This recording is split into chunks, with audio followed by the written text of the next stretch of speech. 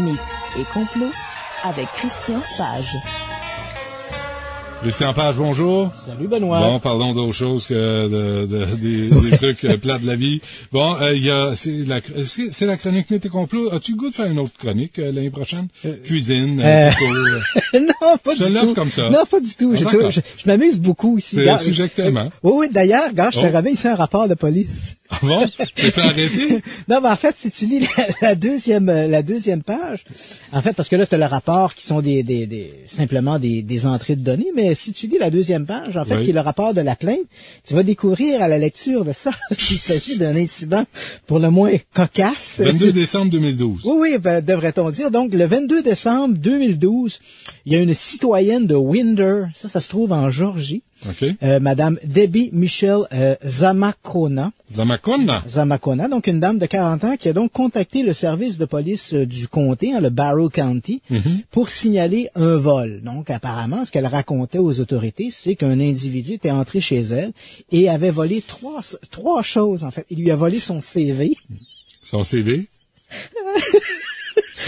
Son CV. Son curriculum vitae. Son curriculum vitae, oui, son CV. Là. Traînait là, c'est important. Elle avait une table, puis il y avait des documents sur sa table, et il y avait son CV. Ouais. Il y avait également sa fin de probation, parce que la dame en question, elle avait eu quelques déboires avec la justice. Oh. Elle avait eu un procès suspendu, et puis elle avait donc été en libération conditionnelle. Donc, et il y avait une fin de libération, une libération conditionnelle qui fait partie des documents, et ainsi que ses antécédents criminels dont elle avait demandé des copies pour d'éventuels employeurs, et un petit blouson, une petite chemise, une petite blouse bleue. Mais ça, c'est banal, c'est un petit vol, c'est un vol niaiseux. Oui, c'est un vol niaiseux. Donc, évidemment, les policiers se rendent sur place, entrent dans la maison, pas de marque d'effraction autour de la porte, rien. Donc, on s'assoit, on prend les informations données par la dame en question.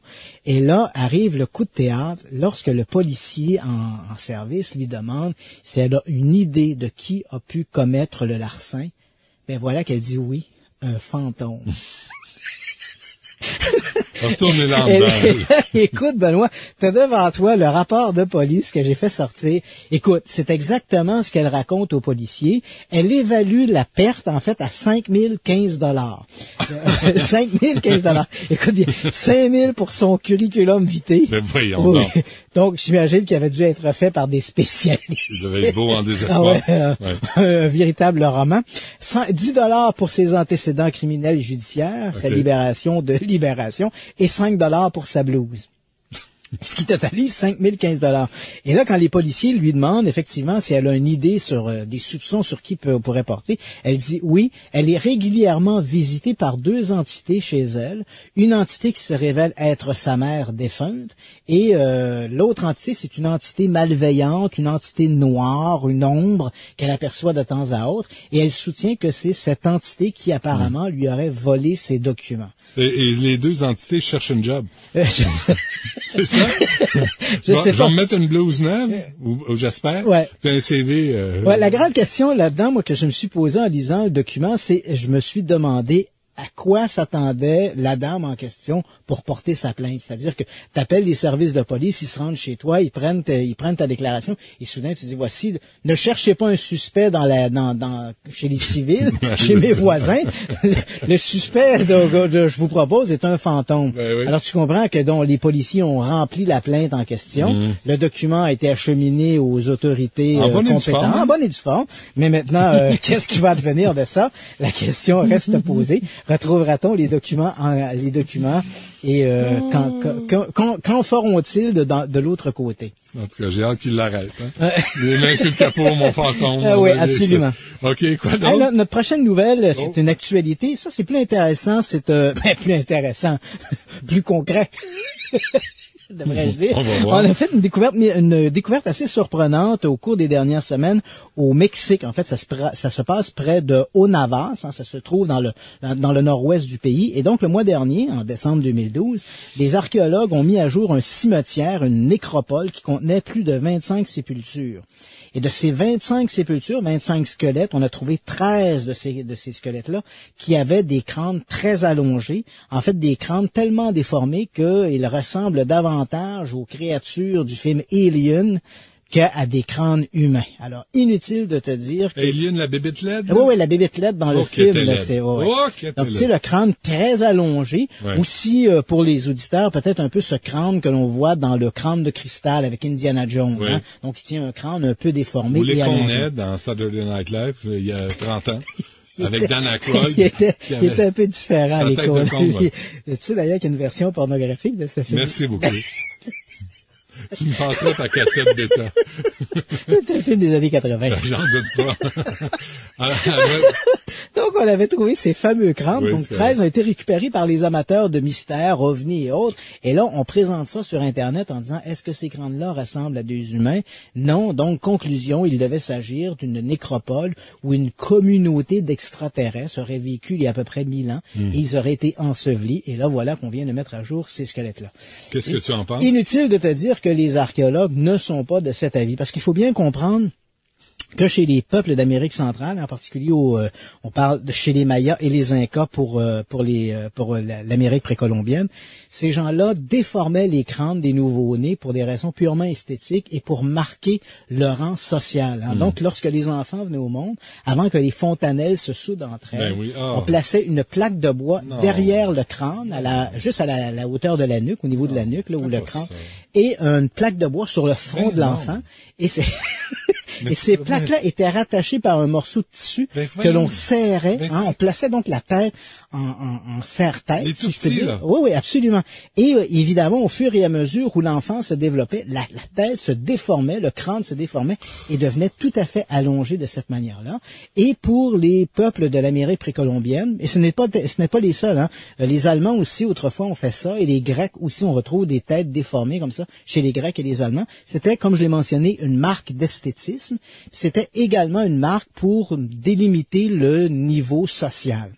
Les amateurs de mystère qui croient toujours à ces crânes-là, parce qu'il y a toute une littérature qui se consacre à des extraterrestres dans l'histoire, et on va en reparler de ça, ces gens-là récupèrent ces crânes-là en nous disant, voici, ce sont des extraterrestres. Ils omettent de nous dire, toutefois, que des tests ADN menés sur les ossements prouvent sans l'ombre d'un doute que ces crânes-là étaient bel et bien des crânes humains. Ce ne sont pas donc des crânes d'extraterrestres.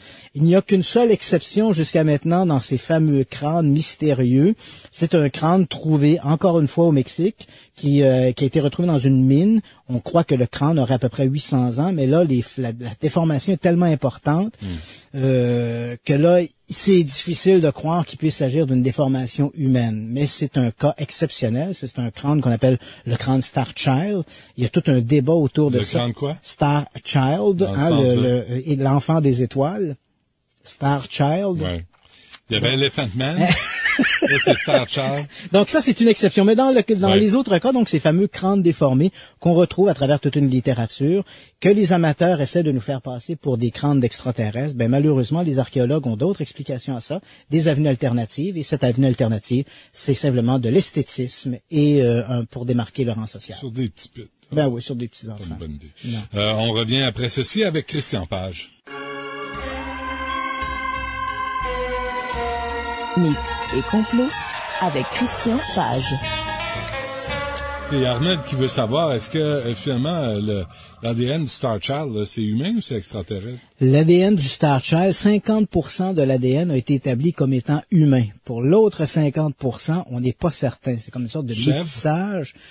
Chupacabra. Ouais, ça se peut, le Chupacabra. Donc, il y a une hésitation là-dessus, et c'est vrai que le travail qui se fait autour du crâne Star Child est excessivement laborieux parce que le propriétaire veut pas le remettre tout le temps dans les conditions qu'on lui propose. Les laboratoires voudraient endommager le crâne, ce que le propriétaire ne veut pas. Donc, il y a toute une sorte de conditions auxquelles on arrive difficilement à s'entendre.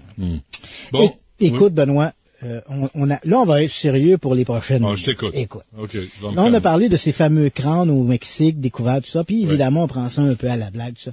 Et là, durant la période des fêtes, il y a beaucoup de gens qui m'ont écrit parce que les gens ont vu à la télévision une publicité du réseau Historia, où on annonce pour le 12 janvier prochain, donc ça c'est samedi, la mise en onde d'une nouvelle série qui va s'intituler « Nos ancêtres, les extraterrestres », avec un point d'interrogation. Et là, les gens nous ont demandé, qu'est-ce que vous pensez de ça?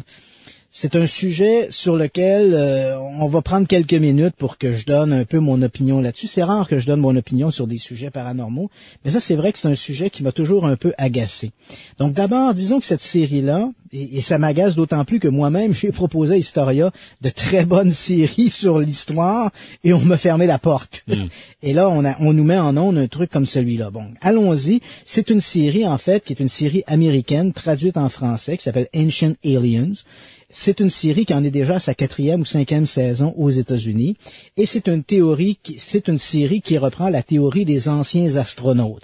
Et quand je parle astronautes, on parle pas ceux d'Apollo 11. Hein.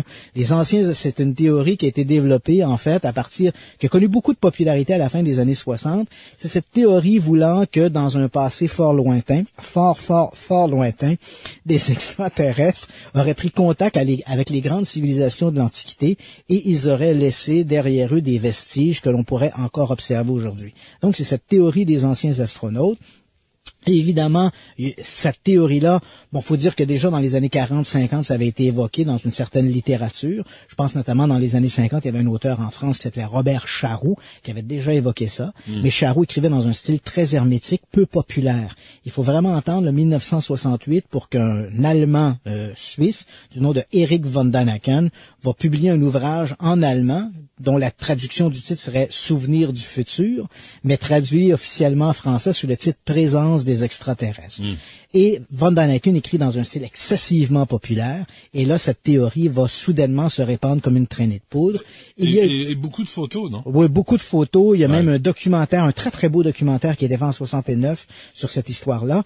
Et évidemment, en même temps que cet ouvrage-là connaît une popularité, puis il faut dire aussi qu'il y a un momentum, hein. 68, 69, faut se le rappeler, c'est le débarquement de l'homme sur la Lune. On a coupé ce cordon ombilical qui nous reliait à la planète. Donc, une ouverture là-dessus. Si nous, on peut aller sur d'autres planètes, pourquoi d'autres ne viendraient pas ici? Pourquoi il n'y aurait pas laissé des vestiges? Donc, il y a un momentum autour de tout ça. Les historiens, évidemment, vont dénoncer ces théories-là en disant non, c'est de la foutaise, ça ne tient pas la route. Et évidemment, il y a une idée de complot qui s'imbrique là-dedans, parce que des gens vont dire oui, les communautés scientifiques, l'establishment de l'histoire ne veut pas nous révéler ces informations-là parce que c'est une information qui pourrait faire peur, cette idée d'un contact très ancien. Donc, tout ça pour nous ramener à cette fameuse série, Nos ancêtres les extraterrestres. Ça sera en ondes à partir de samedi prochain. Et là, les gens me demandent est-ce qu'il faut y croire, qu'est-ce qu'il y a de vrai là-dedans ou non. Il faut dire que toute l'idée de la série tourne autour de 4 éléments. En fait, toutes ces interprétations d'extraterrestres tournent autour d'abord des textes anciens, la Bible, tous ces documents-là. Ensuite, on a une iconographie sculpture. Donc, si on regarde dans l'histoire, on a des sculptures un peu étranges ou des peintures un peu étranges qui font penser à des extraterrestres. On a également des grands monuments, les pyramides d'Égypte, les statues de l'île de Pâques et compagnie. Et ensuite, on a des petites anomalies à gauche et à droite qui nous sont présentées comme étant des preuves de ces contacts extraterrestres. Moi, mon gros problème... Des preuves? Des preuves, voilà. Oui, ce sont des preuves, dit-on. Mon gros problème, c'est que toute cette série-là tourne autour, en fait, de 5 intervenants principaux, lesquels sont Erich von Däniken, dont je t'ai déjà parlé, qui est le père de la théorie des anciens astronautes. Le deuxième est un type qui s'appelle David Icke. Est-ce que ce nom-là te dit quelque chose? Oui. David Icke, c'est un ancien joueur de football professionnel, ancien journaliste à la BBC, mais depuis les années 90, il a complètement dérapé. C'est littéralement du délire. Ce type-là est convaincu que l'humanité est aux mains des reptiliens, des extraterrestres qui ont pris forme humaine, qui ont fait des pactes avec les gouvernements du monde entier. Il a écrit des ouvrages, Benoît, qui s'intitulent Le Grand Secret, qui sont traduits en français sous le titre Le Grand Secret ou Les Enfants de la Matrice. J'ai lu ces ouvrages-là, Benoît. Après les 10 premières pages, c'est du délire. On s'entend bien, c'est du délire. Par exemple? Après les 10... écoute, des extraterrestres qui ont pris forme humaine, qui s'entendent avec les gouvernements, qui signent des pactes, qui vivent dans des bases souterraines, n'importe quoi. Évidemment, il n'y a aucune référence à ça. Ou bien, quand tu lis ça après les 10 premières pages, tu te dis, ou bien je fais abstraction de tout ce que la science ou l'histoire nous a appris, ou bien je suis complètement fou.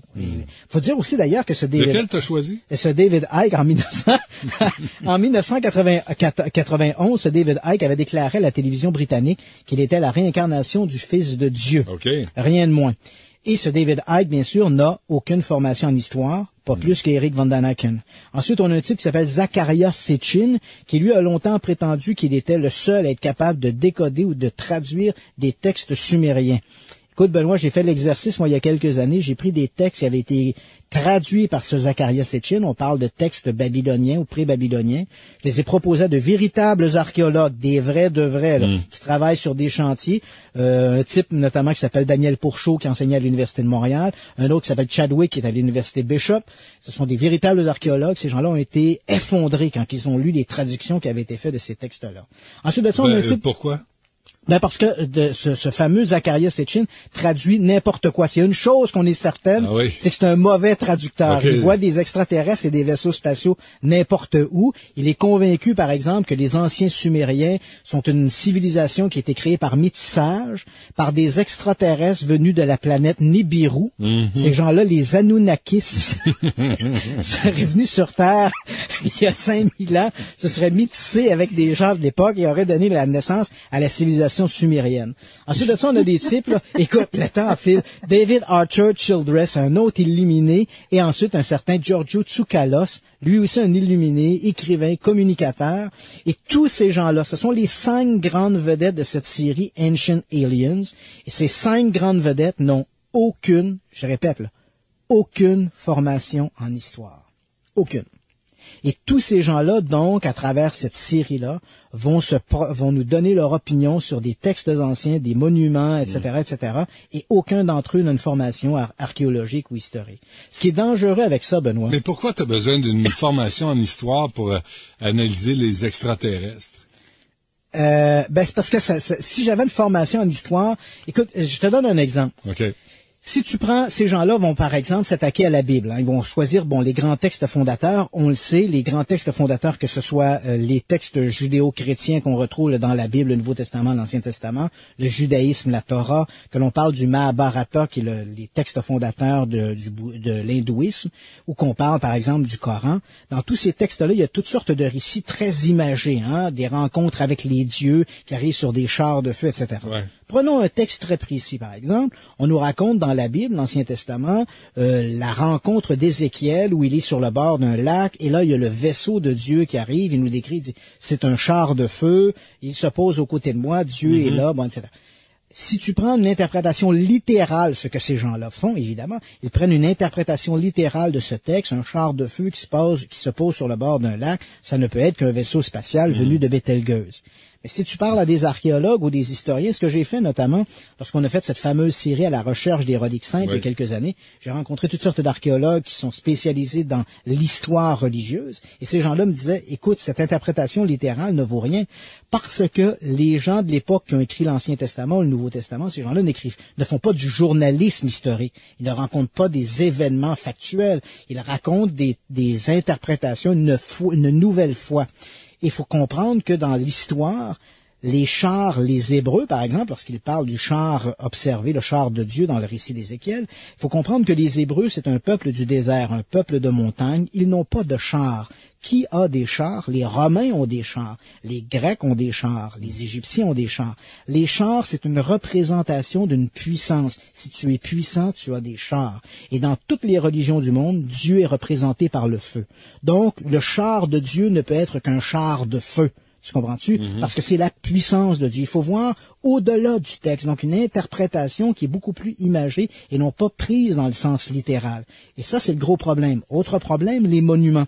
Ces gens-là nous parlent, par exemple, des constructions comme les pyramides d'Égypte, les statues de l'île de Pâques, mais ils font abstraction d'éléments que les archéologues connaissent tous. C'est qu'il faut comprendre qu'à cette époque, lorsqu'on a construit les pyramides d'Égypte, ces gens-là n'avaient pas à se préoccuper d'un budget, ils n'avaient pas à se préoccuper de la main-d'œuvre, ils n'avaient pas à se préoccuper du temps que prendrait la construction. Donc aujourd'hui, si je te parle de la construction du CHUM, je dois te dire, ça va coûter 100 millions, ça doit durer 4 ans, puis ça, c'est le chantier. Mais les Égyptiens qui ont construit les pyramides, par exemple, eux, ça pouvait prendre 10, 20 ans, on s'en fout, on payait pas la main-d'œuvre, et donc on peut construire n'importe quoi. Donc, savoir ou non? Ben moi, on construit sur les vides de l'histoire. Faut regarder ça, mais avec énormément de prudence. Parfait. Merci Christian Page, on se reparle demain de midi.